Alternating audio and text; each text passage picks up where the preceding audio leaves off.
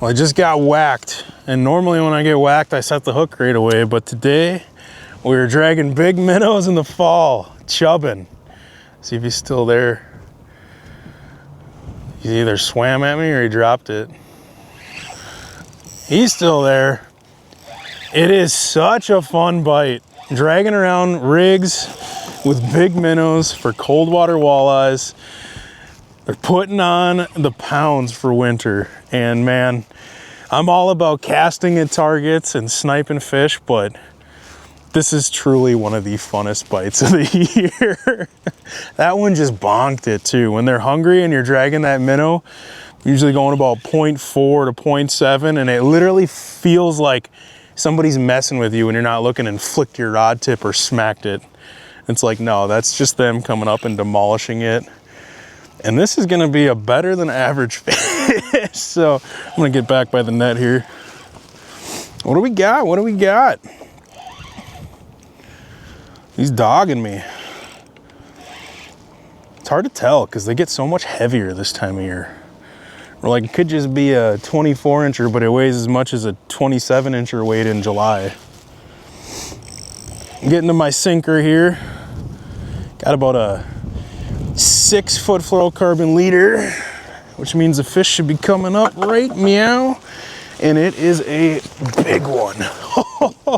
That is how you start, man.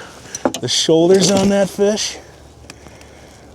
We're gonna talk about what we're doing, how we're catching them, but it's pretty obvious. Redtails, creek chubs, cold water fish with, look at the shoulders on that thing, man. Magical bite. Let's dive into what we're doing today. Oh, yes.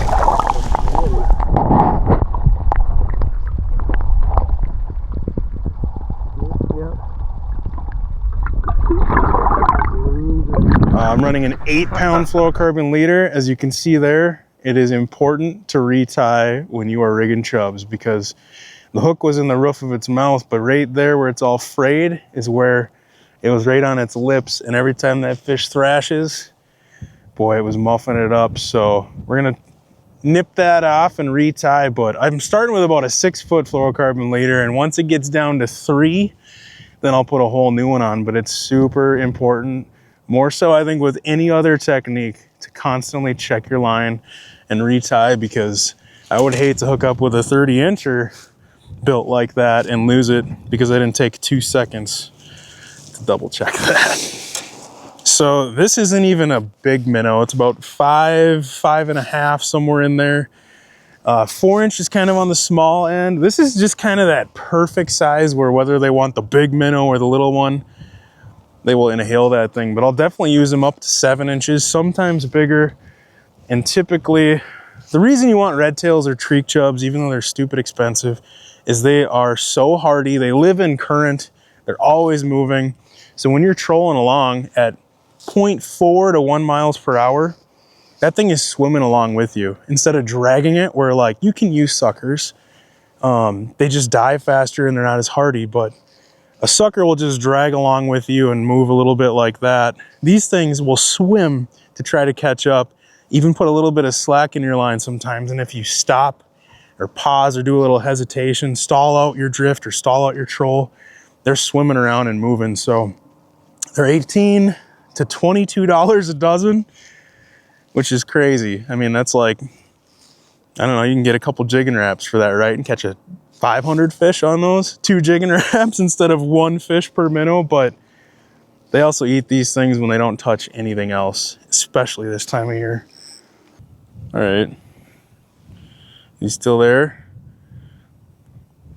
So a lot of times after you get your initial bite, if you pull a little bit, that fish will think that minnow's trying to get away, and you'll feel right there that second chomp, and it is readjusting that minnow in its mouth and clamping back down on it. I love doing that. You can literally like coax these fish into eating the rest of that minnow. A lot of times they'll grab it right away and swim a little bit or tighten the drag down a little bit. And you're like, I don't know how long I should wait. Should I wait 10 seconds? Should I wait a minute?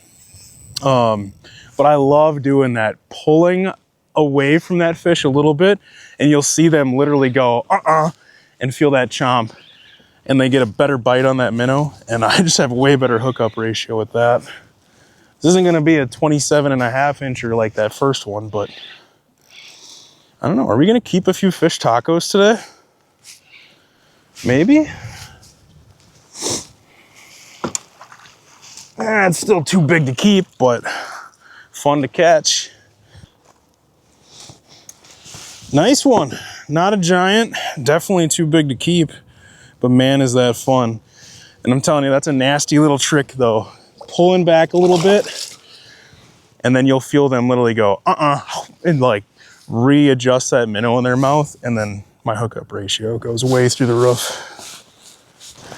This one caught a fish a few days ago.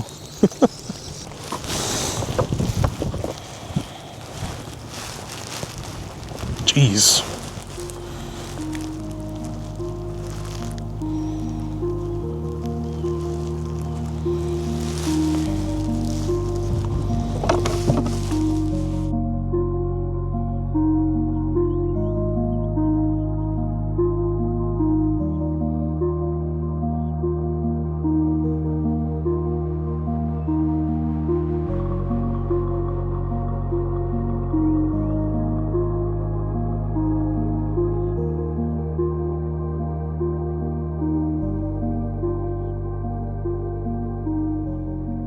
We just got another bonk. You want that rod tip mush up a little bit, and then make sure your line is tight. And I do it almost like a slip bobber, sort of a reeling hook set. Like right now, I'm not caught up yet. There he is. So I'm gonna do like a reeling hook set until that rod loads up, and then I'll pull. Otherwise, you might have to pick up a bunch of slack where your weight is, and you swing and you think you missed the fish, and you go to reel in to drop again, and then you're like, oh shoot, he is there. But that reeling hook set is kind of the deal. I don't know if I've ever boat flipped with a rig before, but we might. But as far as a rod goes, that's one reason I like medium light fast. This is a 7.6 medium light fast. Has that little mushier tip where you can let it load up, and so the fish doesn't feel you, but you can feel it. I've got it set up with a size 30 Revo SX, spooled up with some 6-pound braid. It's actually a Sufix Performance Braid, just thin diameter. Don't need high vis line when you're rigging and trying to drop on specific fish, but 6-pound braided line, main line. And I run it to a little like number 10 swivel. And then that's where you've got all the meat of the rig. So I run a 3/4 to 1 ounce tungsten weight above that swivel with a bead. You don't have to use tungsten, but I just like how dense it is, how sensitive it is, how compact it is. And you don't have to worry about losing tungsten to pike like when you're flipping a craw tube up in the weed lines. So you can have that weight on all fall and not have to worry about losing it. But you can definitely just use a little lead egg sinker as well. The reason for the big 3/4 ounce weights is fall, it's always windy. We're tucked up in a little nook right here, so you can't tell it's blowing 28. But out on the main lake, it's rolling, and with that bigger 3/4 or sometimes a 1 ounce weight, you can get out there in those white caps and still keep that bait, you know, that perfect contact from your rod tip down to the weight. And then I run, touched on it a little bit, but anywhere from a 3 to 6 foot fluorocarbon leader, 8-pound test typically. Sometimes I'll go down to 6. If it's earlier in the fall, it's calm, it's sunny, maybe pressured fish, but I really don't like doing it because you've seen how they can chew up that fluorocarbon if you get a big fish. So 8-pound is kind of my go-to, and a little number 2 hook is kind of the all-around size. Sometimes you'll have to go up a size if you're using a real big 7+ inch chub. But typically a number 2 is going to be good for 90% of applications, and just a great all-around rigging rod. And you know, a 7 foot to 7.6 medium light fast is just a great all-around walleye rod in general. So you don't have to go buy a specific rod for rigging, but the 7 to 7.6 medium light fast works for slip bobbers, works for Ned rigs, works for pinging minnows.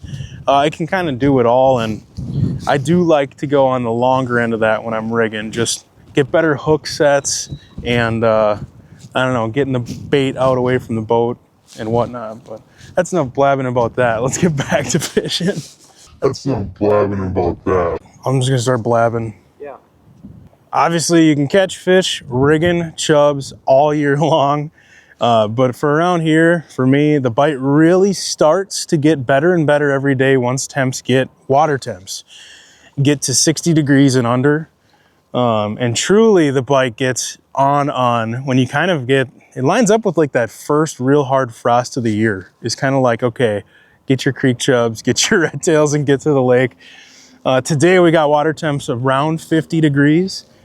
But reality, the bite will be good from when it dips into the 50s all the way down till you get down in the lower 40s, things really start to slow down. But that 50 degree range, 55 down to like 48 is just absolute money, and use them anywhere where you're seeing walleyes and not getting bit. But for me in the fall, I'm always looking for big pieces of structure with steep breaks. And is that a fish biting? It is. I'm gonna let it eat for a second. With steep breaks and deep water adjacent. I want that deep water close. And for whatever reason, they just love steep breaks this time of year. It could be a big inside corner. Let me see if this fish is on here or not first. Oh, he dropped it. All right. Big inside corners when you got the wind pounding into them and piling bait fish, piling fish. Those are just nasty spots in the fall. Saddles. I mean, I love saddles all year long, but same goes in the fall. A lot of fish pile on them, but I'm usually, the biggest key for me is finding spots with deep water that butts right up close. And then you got, you know, whether it's a sand flat or weeds or whatever, it almost doesn't matter. I'm just looking for these big pieces of structure with deep water close. Those were a few screenshots, a few examples of the type of stuff that we've been fishing today and finding fish on. But I'm telling you, anywhere where you've got walleyes and they're being fussy, they eat chubs. And the cool thing about those steep breaks is a lot of times you don't even graph the fish. You won't even see fish.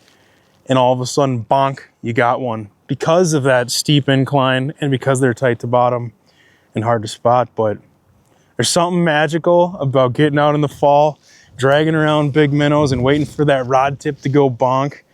And man, it's really a magical bite. I definitely recommend taking advantage of it. There's still time yet this year. We're gonna have a couple more weeks where this bite is gonna be phenomenal.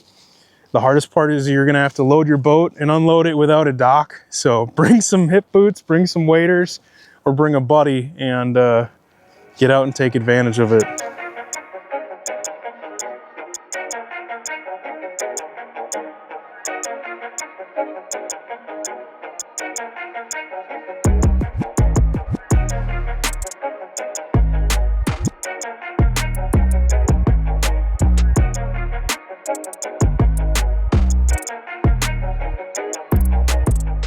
I'm just gonna start blabbing.